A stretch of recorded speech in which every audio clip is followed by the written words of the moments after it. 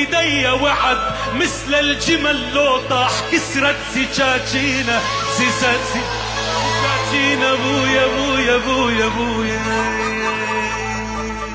يا نوم اشتاقت لك.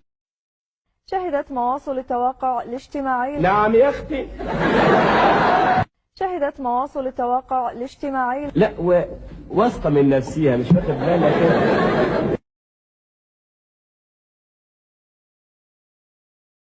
طبعا أيضا في بابل اليوم كان قرب مقر لأحد المرشحين لائتلاف دولة القانون، كان هناك انفجار إرهابي، لكن قوبل بأنه الحرس القائمين على هذا المقر أطلقوا الناس على المواطنين الذين توجهوا لإسعاف المصابين. هذا المقر أطلقوا الناس على المواطنين الذين توجهوا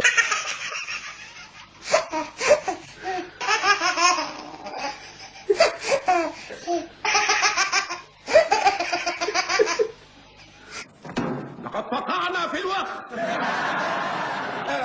لقد تشحمنا في الشحن، لقد تلسوعنا في الفحم. اهلا بكم مرة اخرى. شكرا.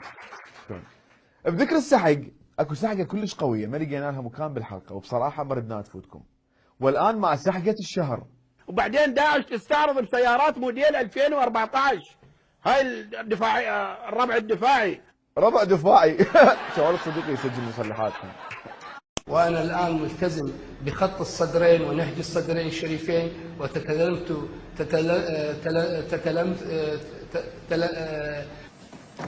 لقد فقعنا في الوقت، لقد تشحمنا في الشحن، لقد تلسوعنا في الفحم.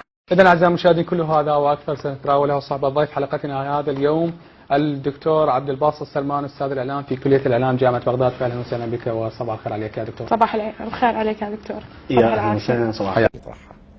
لم نبلغ ولن نسمح بأي تبليغ من هذا النوع، لا من الأمريكان ولا من غيرهم، أن الحشد لا يتواجد بالرمادي أو لا يتواجد في كل مكان بما فيه الموصل. سقراط على امتداد التاريخ بأنه كيميائي، فيلسوف. سقراط فلسفوه. فيلسوف.